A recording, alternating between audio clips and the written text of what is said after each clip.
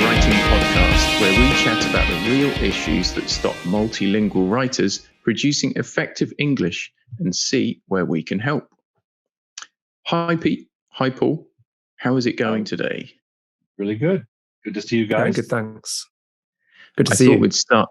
Yeah, great to see everyone. I thought we'd start today by chatting about technology.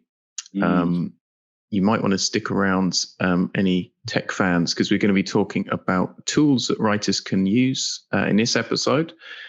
And this was generated by a bit of feedback that we had from listeners. And in addition to that, of course, all the news and discussion that is happening around AI writing and digital tools. What are your thoughts on this, guys? Should writers be worried? Is it an opportunity? Guess that's the big question. What do you think about that, Pete? My instinct with technology is we should always embrace it, right? But what's going to be important is learning how to use it effectively, right? So for me, this is just another advance in technology, right? We started with the internet, right? And right back when we first started using the internet, what did we say to students? Right, we said, there's so much information on the internet. If you use it wisely, then it can really, really help you as a student. But you have to learn how to use it, right? And obviously, when this first comes out, then we're going to be pretty inexperienced, right? But as time goes on, we're going to learn how to use it. I mean, think about social media, right? We're still, I think, really getting to grips with using social media wisely as a society, right? So I think that's going to be the same with this too. What do you think, Phil? We should clarify, I guess we're talking about the launch of ChatGPT 3, which is a chatbot that can effectively put out very human-like writing. And sometimes it's quite difficult to identify, certainly for some kinds of writing.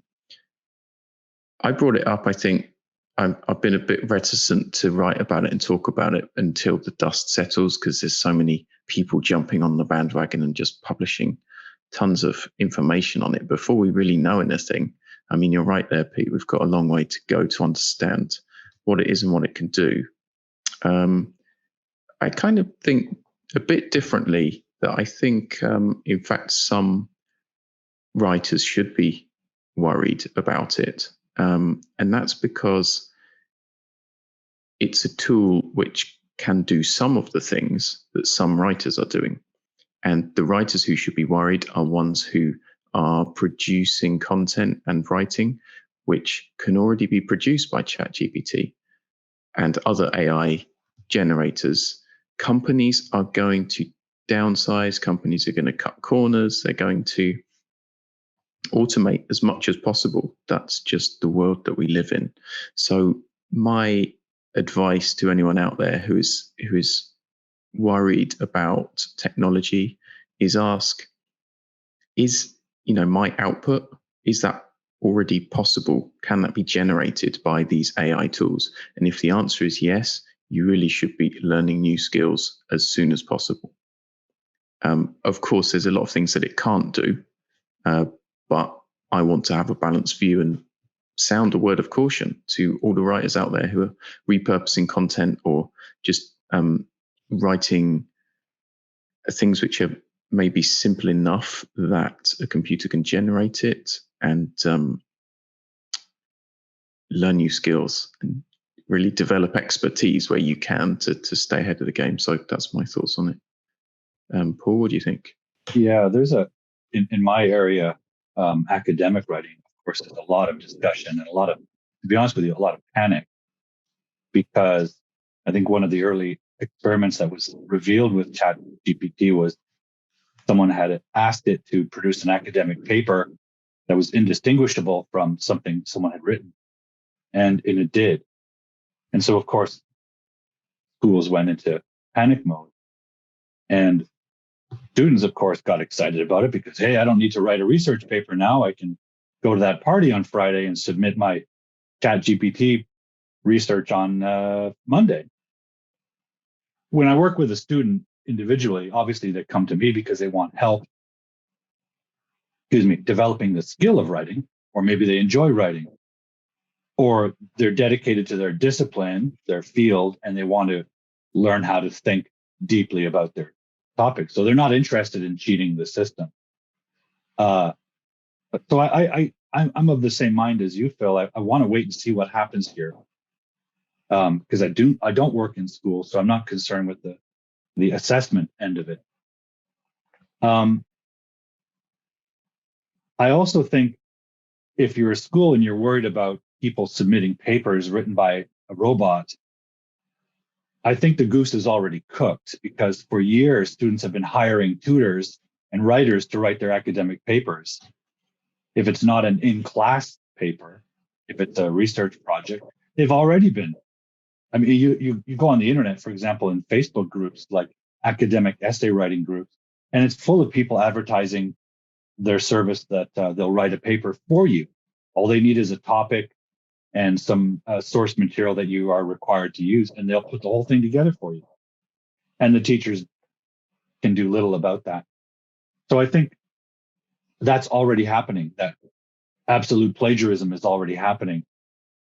So, I don't know if there's a clear solution for that, other than, make your students write in essays in class and abandon the research writing, except maybe in graduate school level, where the student hopefully is more dedicated to what they're doing.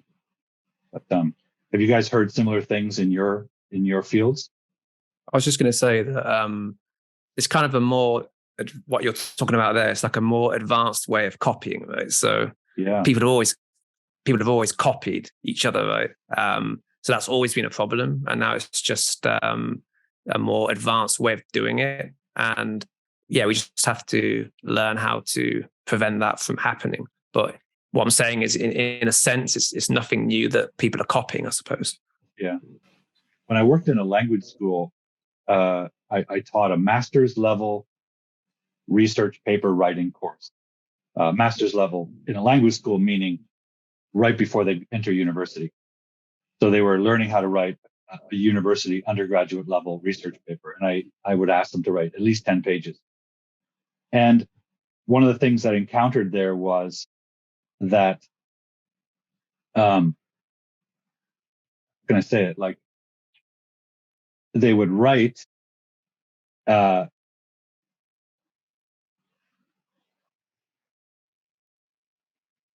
was to begin the course.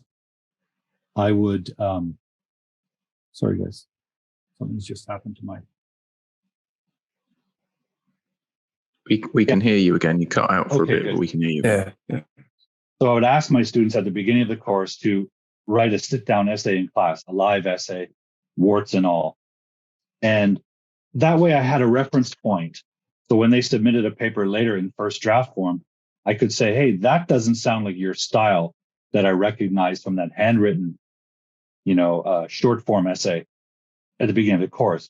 I can recognize the patterns of their sentences and grammar use. And so I could have some idea of whether or not they were copying. Maybe ChatGPT can be used to help teachers identify copying. I don't know. There are other platforms like plagiarism checkers that can be useful, but I think it's too early. I was just going to say, go on, Phil. Yeah, sorry, quick one, Pete. I was going to just pick up on what Paul was saying about the goose being cooked, about this kind of formulaic essay writing as an assessment method for writing. It's done. The question is why? Like, why are we asking people to write in a formulaic way when a computer can do it in 1 second? What's the point in learning it? And I think in all of our writing industries, that's the question that we should be asking. Why are we asking a computer to churn out like low quality copywriting or content which is just synthesized from a bunch of different places and it's not particularly interesting? perhaps that would serve a different purpose, like search or something like that. But my point is that that lower level writing, and in journalism, that might be a very basic compilation of the white paper or report that's come out without any real opinion or any angle put on it. So I think there are levels to all of the kinds of thinking and writing that we do, and we should be asking why we're producing things with AI, if that's actually serving us, and what writers can be doing to add to that, because there's always going to be human input, and I think that's what writers, wherever they're from, should be focusing on. Yeah, just said last time that sense of voice is more important than ever, right? Yeah, and just to add to that, so the way we have to use AI, right, is to basically to free up time for humans, right, journalists, content writers, academics, right, to do the more creative stuff, the stuff that requires a human, right, and use the AI to do stuff that can be it's less creative, more mundane. For example, just talking more in general about AI for journalism, right? AI can be very useful for research, right? So it can scour, you can search through waves and waves of social media, right? Looking for stories, right? Compiling information, much faster and much, a really wide range of social media posts than what a human could do, right? So you can free up time for more creative tasks. That's my point. Yeah. Yeah, I mean, just go ahead. To recap what I understood by that, writers are going to become curators more than people who are punching out lines and lines of copy. There are certain types of writing that will continue as they are, I think, but the more creative ones. And we have to remember that AI is going to catch up on that pretty quick. This is version 3 of a software, and there'll be a version 4, 5, and 6. So, sorry, Paul, carry on. Yeah, I was just going to say one thing I really wonder about AI is that it seems productive, can save time. It seems generative, it can produce things for you. But as you said, it's a means of synthesizing information that's out there, right? It just aggregates it and brings it together and combines things. It's not creating something out of thin air, right? It's not creating something out of a lived experience that's individuated to a person. And I think that is what we love about things like literature or really acute journalism, or even really cutting edge or innovative research writing. It's coming from a person with a unique voice, a unique view, a unique experience, and the AI is just taking it from elsewhere and synthesizing it, which creates something fairly distinct. But real human creativity is doing something similar, but it's also producing something that did not exist prior. And so I'm not convinced yet that such tools are going to replace the writer, or or even that we should be panicking. I think we should really study it and experiment with it, like all technology, as people were saying earlier. We've all used technology already, right? To help our writers. And that's what we're going to talk about today. Some of the good use of tools and technology, because I, for one, don't think that writing is pen and paper or typewriter anymore. Writers really are making use of a lot of websites, tools, and digital ways to improve their productivity and their output. So yeah, Pete, did you have a thought, or do you want to kick us off with some tools that writers can use? Yeah, sure. So I wanted to focus on vocabulary building for writers, right? So I'm going to talk about one app in particular, Probably some of you will have heard of this already. So I'm going to show you how journalists can use it, how other writers, content writers, it could be applied to academic writers. Really, any type of writer just needs adapting to the context, right? So if I share my screen, just give me a second. So this is Quizlet. Share here. Here we go. Okay, so I'm just going to give an example. So in Quizlet, you can create a class, right? So for example, health journalism, right? And then you create study sets, right? This is what you can come up with, right? So this is a study set that was basically taken from an article, a British medical journal article, right, on Pakistan's floods, right? And you can come up with, really interactive ways of revising this vocabulary, right? So, for example, flashcards, right? I don't know if I share my sound, if that will come up on the recording. Children are seen playing in water playing from damaged sewers. Right, and then you can, if you click on it, you get the word, right, in its form, in the context, and then the infinitive too, right? So there's flashcards, there's other ways, for example, matching activities, right? Make everything disappear, right? You just drag. So for example, and it's a timer, so it makes it, more challenging, right? You can download this on your smartphone, right? Download the app.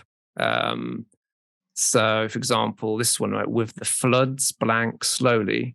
Right? So if I drag receding, right, with the floods receding slowly, the infinitive is to recede, drag it there and they disappear, right?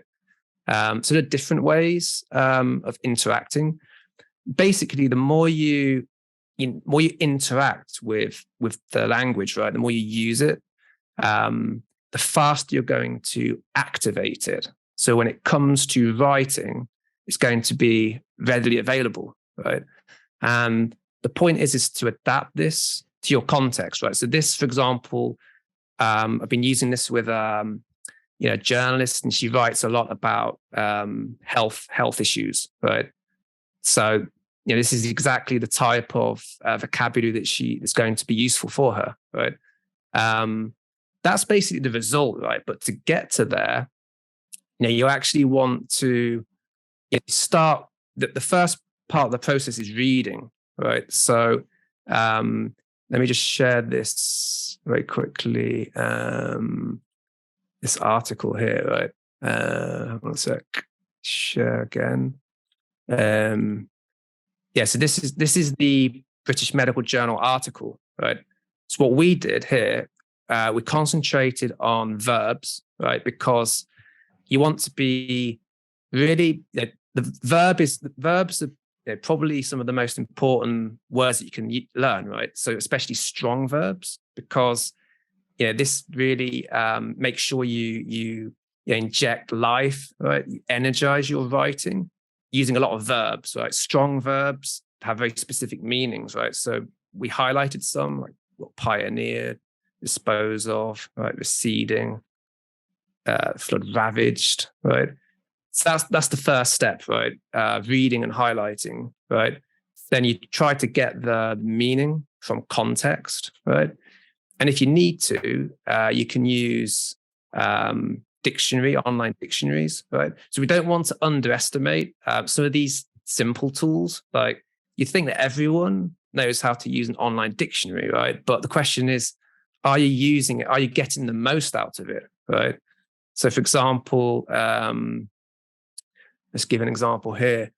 So for example, this word came up in the article, right, which was foul, but the verb, right? So foul is also an adjective. So this is one thing when you're learning new vocabulary, right? You want to check different meanings of words. Make sure you get the meaning that is the one from the context. Sometimes there's a verb, there's a noun, right? The one here, I think it was further down. Different meanings, right? So this wasn't the meaning in context. It wasn't from sport, right? So you have to make sure you get the right one, right? This is the one, right? And then also notice things like this is formal, right? So you have to ask yourself, is my audience going to understand this, right? So because this is a British medical journal article, the audience, sometimes a little bit more academic, right? So this type of vocabulary is a little bit more formal, would still be good to use, right? Notice here you get examples, right? The more examples you can see, then the more likely you're going to really hammer home, right? The meaning. You're going to really understand the meaning, right? Notice also this T, right? This means transitive. This means the verb takes an object, right? So this is also important because, there are certain verbs that some students confuse. Like I'm thinking of, do you guys have any examples? Like the one that comes to mind for me is always rise and raise, right? One of those takes an object, the other doesn't, right? Yeah. So say again, Paul? Lay and lie are like that. People. Exactly, right? So you can raise funds, right? Raise funds. You can raise taxes. You can't rise taxes, right? So that's important. This type of information, right? So that's the second step, right? Understand from context or understand using the dictionary. Look at lots of examples until you really understood it. And then what you do is, I don't know if I need to share again quickly. You want to record, right? So if you record on a spreadsheet like this, right? And what's really useful here, so you record the context, right? And what I suggest is you leave a blank for the target word, right? And you put it in a column in the form, right? So we've pioneered decolonization of aid, right? Then put the infinitive, right? Now, if you do this, then it's really easy to import this into Quizlet, right? Basically, you can just copy paste, right? Just do this, right? Right click, copy or Control C, right? And then on Quizlet, it's really easy to, I'll just quickly, this is the last thing. So yeah, if I go back to home, right? You can create sets. So for example, we just go into in health journalism, right? So if you basically click on create, right? Click on study set, all right?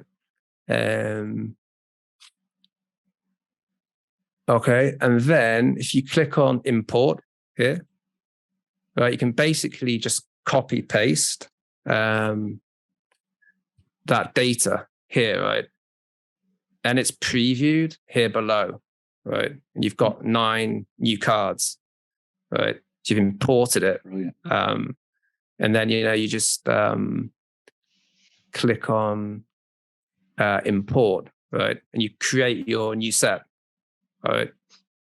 What do you guys think of Quizlet, this way of building vocabulary? Amazing.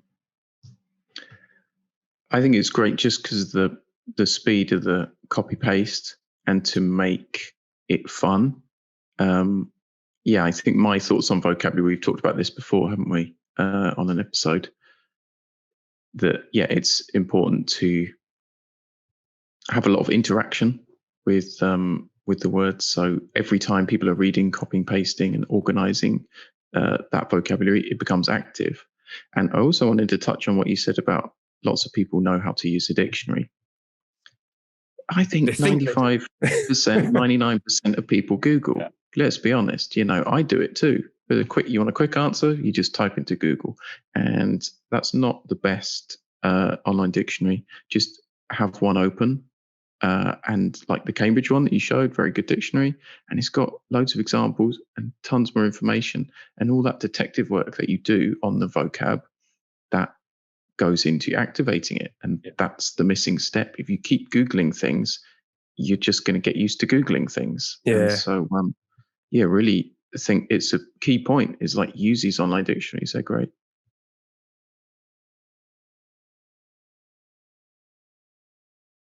I totally agree with you there, Phil. Just to come back on the Google thing, what Google can be useful for, right, is getting some examples, right, of the vocabulary item used in context, right? You have to be quite skilled in doing this. So, but basically, if you type in, this is actually a screenshot. If you type in, say, you want to understand how to use the verb set up, right? You Google it, and then there's an option. You can click on news, right? So this is great for journalists, right? Click on the option, the search option that says news, right? And you get all these news articles coming up with the vocab item, right? So you just have to be careful that it's the same meaning as the meaning in the context where you found it, right? So in this case, from the article, this British Medical Journal article, it was to do with setting up camps, right? So it was, basically preparing something for use, right? That'll be like a very general definition. But then, if you Google it like this, you can get some. The good thing, the online dictionaries, they often have examples anyway. So I would start there. But then if you feel like you still need more examples, you could try this. So like here we've got Kim Kardashian, right, set up her 2012 red carpet flower bomb. That might not be the easiest example, actually, but this one, for example, how to set up a landing page. That's a good example, right? This one is set up a rapid reaction unit of the Marine Corps in Okinawa. All right. So there's a couple of examples. So as I said, the more examples that you see, the more likely you're really going to understand how to use that in your own example. Brilliant. Thanks for sharing those tools with us, Pete, about You're vocab. welcome. You should be called the vocab master on this show. I've used Word Quizlet master. in the past, but I had no idea it could do those things. I had no idea Quizlet could do any of that. It's pretty awesome. I think it's great because it goes back to like gamifying learning. I think so many people, so many writers and professionals are scarred from like English lessons and IELTS exams and things, that we need to just take charge of making whatever we're learning fun. And some apps and tools can do that. So that's great. Exactly. What else? What other apps? Yeah, Phil. Yeah, I thought I'd share next. Maybe Paul can go after that. I've got a couple of things to show everyone. The first tool is similar to something called Hemingway app. I'm sure a lot of writers out there would have heard of the text analysis tool Hemingway app. It's very famous with content writers for telling them that their sentences are too long and to keep things, readable for a 5-year-old and, to simplify. It's pretty useful, but I actually prefer this text analysis tool. I'll share it on screen now. It's called Count Wordsworth, which is countwordsworth.com.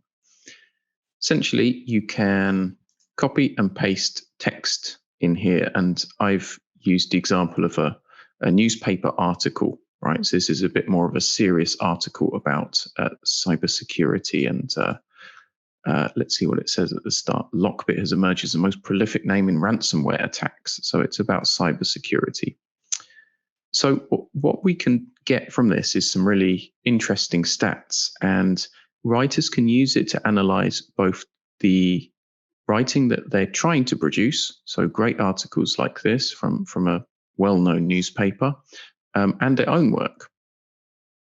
And what we'll notice is quite a lot of cool statistics. So we get, the basic word count, and then these juicy stats here. I'll highlight a couple that I think are really worthwhile to consider. The first one is words per sentence. This, as I said, comes from a more highbrow piece of writing. So we're seeing slightly more words per sentence. This is up in the range of 20 plus words per sentence. That's what you'd expect from academic writing or quality journalism. Another interesting one is this: syllables per word. I mean, essentially towards 2 here, 2 syllables per word means the writer is using far longer words, right? Lots of more complex words, more difficult words, more Latinate words. So this is fairly high, right? If we're getting towards 2, then there are some quite technical terms in here. Mm-hmm. Another useful one is the max sentence length. So writers who are maybe from they're speakers of other European languages like French or Spanish or Italian might struggle with having a few long sentences in there. And you can certainly find the longest one, right? Just do a Control F and find your full stops or periods, and you'll see which is the longest sentence. There are lots of other statistics on there that are useful. This one is another good one, so we can see the word frequency here. Now, of course, words like the and are functional, so we don't really mind if there's lots of instances of them. However, when it comes to content words which inject a meaning into the sentence, like ransomware, malware, network, let's say, attacks, you might begin to notice, oh, hey, in my writing, I've said attack 10 times. Perhaps that's too many times in, these 800 words. So that's another thing to look out for.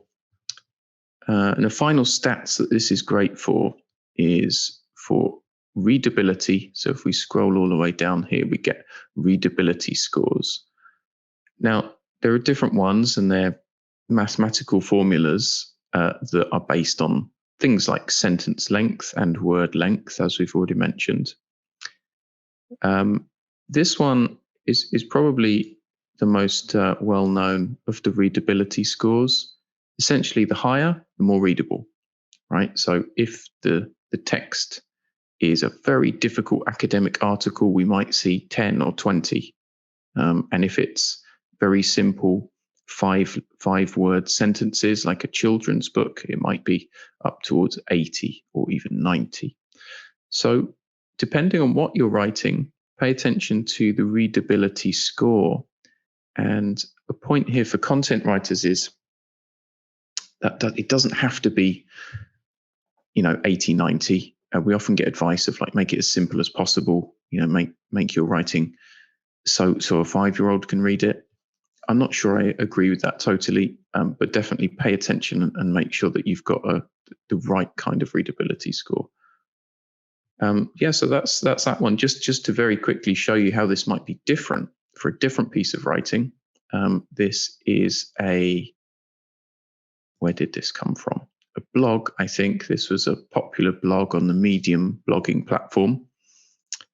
And we're going to expect it to be, it's around the same length, but we'll expect it to be quite a bit simpler.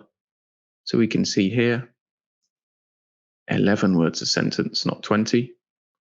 1.38 syllables per word, so far shorter words we're using here. And you'd expect that to impact the readability score. So there it is, readability is near to 80. So it's much simpler to read, and you can easily find the differences between the types of writing that you're trying to produce and check out your own work. I love the cliche checker. Yeah. Brilliant. I'm not sure how accurate that is with the cliches, but I was also going to say the letters per word as well, right? So sometimes, for example, you said if you have a lot of 2-syllable words, that could be quite complex language, but it depends how long the word is, right? So you could have like quite a short 2-syllable word. So that's where that letters per word is useful too. Definitely, yeah. Haven't thought about that one. I've just got a quick one that I like to bring up. This is for stories, shall we say, creative writing, idea generation. This is something that there's a physical version of this. I think they're made by a company called Rory's Story Cubes. You might have seen them in sort of gift shops, but they're essentially dice with pictures on, and you can use them to play games, generate stories, and connect ideas. So there's a few different ways writers can use this, just as a bit of inspiration to try and get some ideas going for a topic. We just roll the dice to see what comes up. It's very good for practicing storytelling as well. So if you're writing posts in which you're trying to convey a linear story, you can practice with this. It's something that I like to play in groups, or even with two people. You can take turns to get creative. And just to explain how you might use it, I mean, these pictures don't have to be literal, right? This first picture of a trophy doesn't have to be, one day we won the trophy. It could just be represents the best, or the winner, or past glory, or anything. So yeah, it just allows you to be creative and have some fun practicing stories. So just to say that anything, there's a physical version, there's probably a digital version nowadays. So check it out, and hope people find it useful. And we'll drop the link in the show notes. Hey, Phil. So when I first started out as a teacher, you had these books where you'd have like pictures, right, in a certain order, and then you'd make a story from that. And then what you've shown us just shows how far along we've gone. Right now we can just throw the dice digitally, right, and you can have so many different stories, right? So it's a good example of how technology has, I think, really enhanced learning. And it's portable too. All these things we're talking about, you can get on mobile. You can take the dice with you wherever you go and get going with it there. So yeah, I definitely agree. You don't want to be carrying around books of flashcards and like picture prompts with you. Right. That story dice looks like it would be a really good tool for breaking up writer's block too. If you're trying to write a story or generate ideas, but you're all blocked up, you could just play with that and jar some ideas and associations, get them scrambling, and challenge your brain to be to think in new ways, new pathways. 100%. What have you got for us, Paul? What tools are you gonna share? I'm going to share two tools. One sort of maybe a little bit out of my typical wheelhouse, but it's something I use as a writer. And I'm going to share another one that I use with my students. So I'll start with the one I use with my students. One of the things I think is really important as a writing tutor or coach or teacher for developing the students' skills is them getting feedback. As you guys know, when you write, you need to get some feedback, and then you need to write again based on the feedback. You need to practice this skill, and that learning loop between writer and feedbacker, in whatever form that takes, I think is really essential for development. And over the years, I've tried a whole bunch of different things. And as an online writing instructor, I've come to use Google Docs because I can interact with the students. Everyone seems to have a Google account and so on. It's very convenient. But I found some limitations. So I want to show you how I got through those limitations to find some really good solutions. I'm eagerly awaiting this because I use Google Docs as well. So yeah, this. Let me just make sure I got the right thing here. Okay, so sorry. Share screen. Okay, let's share the screen. So here's a typical Google Doc. Can you see that nice and clearly? Yep. And as you know, when you want to give feedback, you highlight something and you open up a little comment box and you say, what I like to do is, because I work with advanced level students, I like to tell them the verb tense needs to be changed, but without giving them the answer. I want them to think of the answer. Or I might simplify and just say VT, verb tense error, if there's an error. If there's something they've done really well, I'll always make a point of saying excellent closing sentence. Take the time to write that. And there's a list of editing symbols that they become familiar with. Like wrong word or word form. I type 2 keys and they get that information. So that's what Google Docs is. But there's 2 problems with it. One is you're limited to writing text, which leads to the second problem, which is if you're dealing with several students and they're writing pretty substantial papers, I end up writing hundreds of words in the comment box, right? It's a lot of typing for comments. And of course, if you're like me, if you make one error, you're editing your own bloody comments. Because I'm not going to submit that to a student. I want to model good spelling. So I'm going to edit my own bloody comment, which is an enormously slow and tedious process. And if I have another student, if I'm teaching a course and they're all writing papers, oftentimes I find myself repeating the same comment over and over and over again. Give an example. One student I'm working with at the moment, he has a habit of, after punctuation, there's no space until the next letter.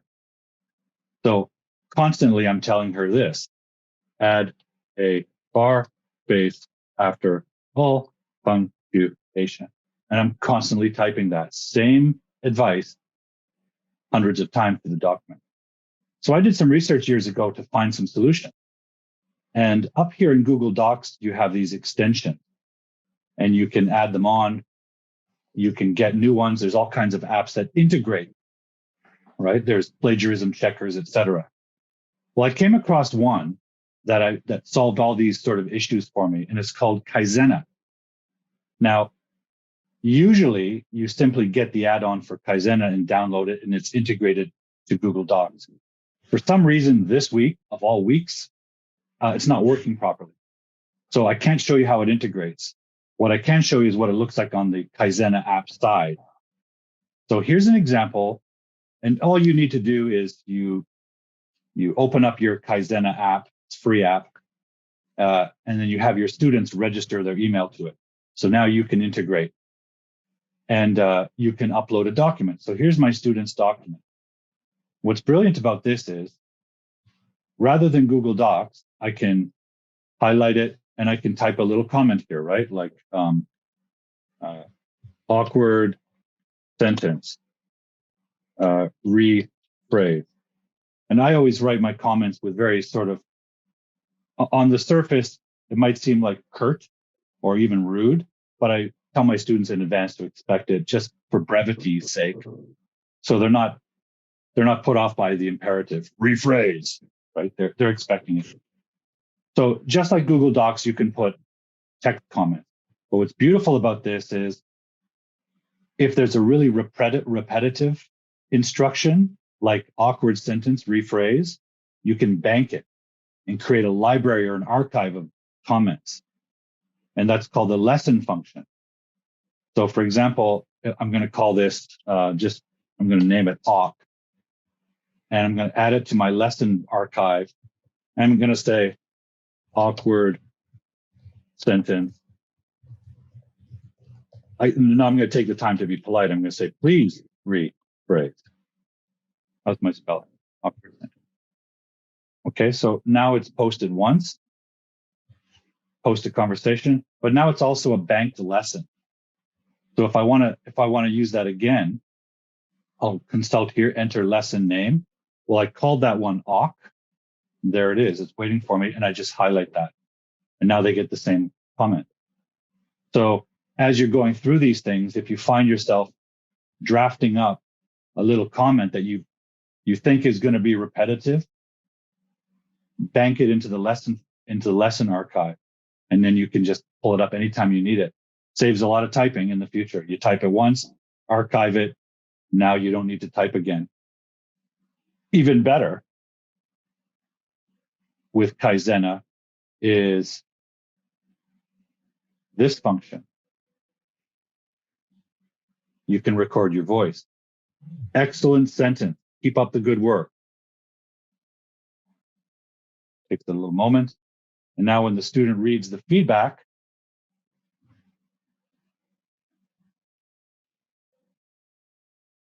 I think you're not sharing your sound, but okay, sorry guys. We can imagine. Yeah, we'll just replay the audio. But that's awesome, right?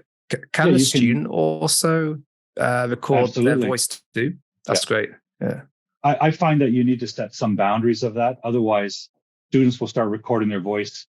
Teacher, can you explain that comment? And then it becomes a discussion. So I always try to say to them, if you really don't understand something or you need explanation, save it until we meet. Because I did find that when I allowed them to add their own voices, it turned into a discussion about the comment. Yeah. The flip side to that is that, this is amazing because it's so interactive, right? So the flip side to what you said now is that in the past, like some students just wouldn't respond at all, right? You'd write on the paper, and then for them to respond to your feedback, they would have to take the paper next lesson to your desk and show it to you, right? And say, I didn't understand such and such a thing.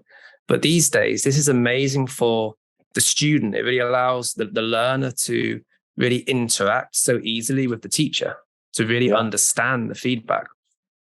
For example, if I asked them to, or suggested, please rephrase, among the sort of ground rules I would establish initially is record your suggestion.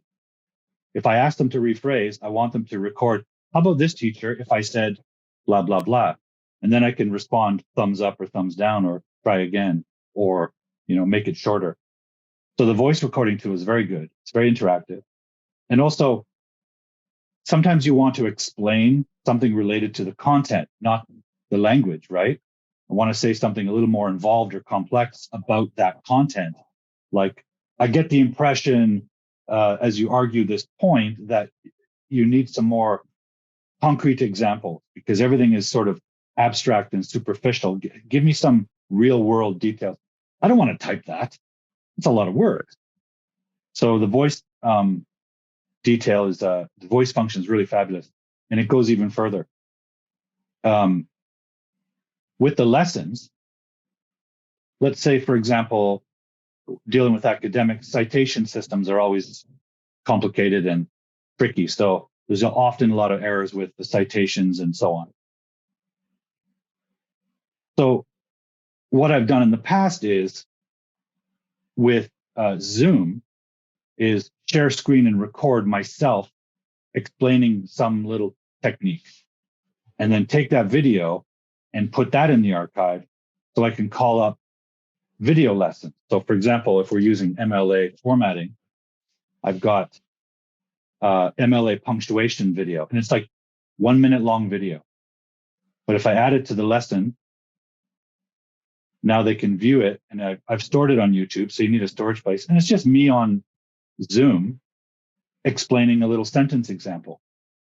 But because it happens so often, it just saves all the repetition because now I've archived a little 1 minute lesson on video. So that's also a good way to use YouTube. So I find this Kaizena thing really, really great. I wouldn't rush out to try it this week because when I contacted customer support, there does seem to be some integration problem, but they're working through it.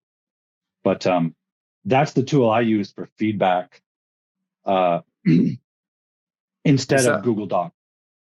Is that a free app, Paul, or does it have a basic? App. Yeah. Okay.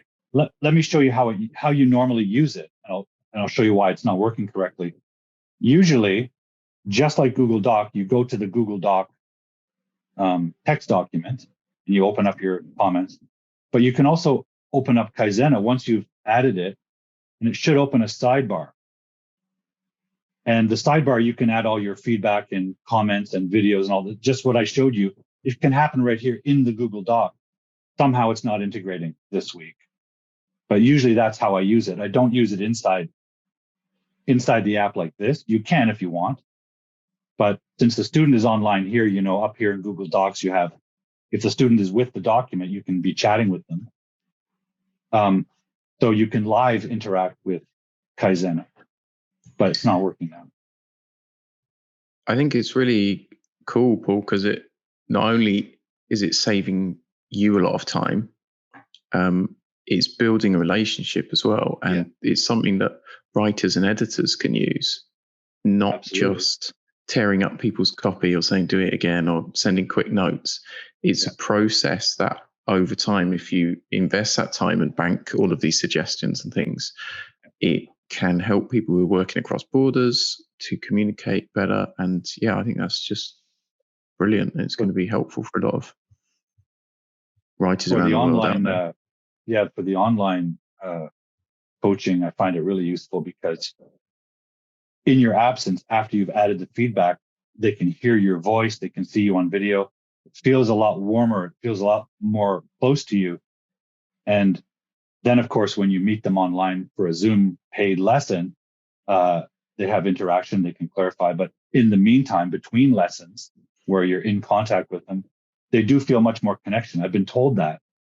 So one of the things I would recommend, just from experience, especially with that voice recording bit, but with video too, use that for your positive feedback. I've been told they love that more than anything, because of course you're going to have to be critical of like the errors and point out the errors. And my students want every error identified. So I'll go through it like that. But of course, everyone's sensitive and they get discouraged by that. So then you give them a nice, warm, encouraging video clip or voice message, and it's coming from you. It's your sound. It's your person. So I find using the positive reinforcement, using the voice or the video function for that, really powerful. And then the disembodied text comment for the more negatively critical things or the error identification thing. Just on a personal level, the students I've worked with find that really, really adds to the encouragement, right? Instead of just getting the old document with the red X's everywhere. Hey, I totally relate to what you're saying. I was talking to a student today, right? A writer. She was telling me, that because we're just starting now. Actually, next week is our first session together. She was telling me that what she most needs is feedback, right? And she was telling me that she likes receiving praise, right? But she also needs to be told how to improve, right? So anyone watching this or listening to this episode, right? As a writer, that one of the things that you need the most is feedback on your writing, right? And these days, you can work with a teacher, and both of you using technology like this.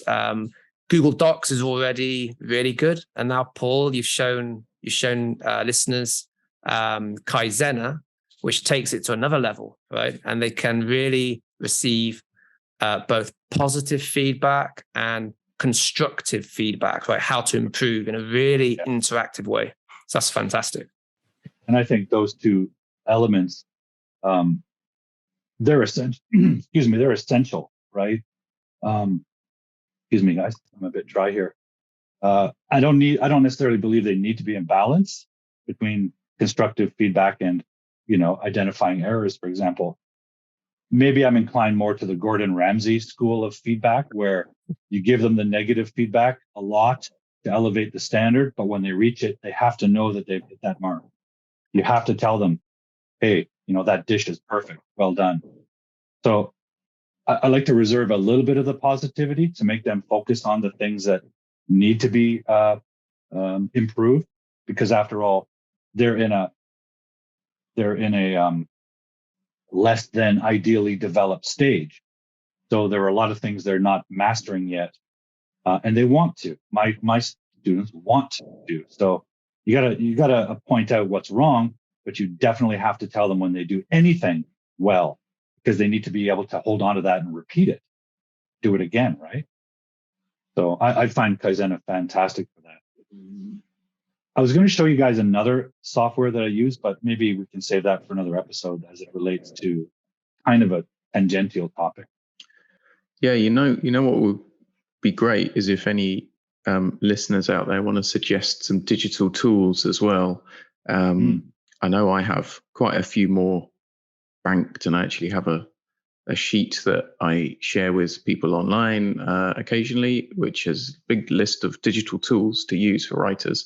But yeah, I'm sure there's loads more out there. So just let us know, send us a message or write a comment and share the tools that you guys are using, because we can always learn about new ones. Awesome. So any final thoughts, any takeaways from today's episode? Well, for me, I'd say we should never fear technology, because after all, we made it, and we should experiment with it. We should push the envelope of capabilities and find out what it can do for us. But that preposition is key. We want those tools to work for us, in this case, for our writing and our teaching, not instead of us. So for me, that should be the focus. And that's my focus with technology. What can it do for me to help my student and to allow me to do my work better and maybe easier if it's possible too? My takeaway would be pretty similar, really. I'd suggest anyone out there to have a system, right? Organize these digital tools, think about when you're using them and how to make them work for you. Don't be afraid to not use things or to use things only in a certain way, but curate and create a system like Paul has with his document feedback that really works well for you. So don't have to try and adapt to every new tool that's out there, but take the ones that work and make the best of them. Yeah, and I'd add, so in your relationship with your teacher, right, you're going to find out what it is you need to take your writing to the next level, right? That might be a combination of things. It might be style, right? So Phil has shown us a great app for improving aspects of style, right? It might be that you need, and this is probably for most of you, right, that you need really quality feedback, right? So we have technology these days that can give you that feedback in a really interactive way with your teacher, right? It might be that you need to build your vocabulary so that you can show your expertise in your writing, so you can really find the right words to engage your readers, right? And so there are apps that we can use these days, to really push you to the next level in terms of your vocabulary. Great. Wonderful. Great thoughts all. Looking forward to hearing all the suggestions on tools and digital places to improve our writing from the listeners. And we'll see you next time. Thanks, guys. Great chatting. A pleasure. Yeah. Cheers. That's it from us. Bye. Bye. Bye.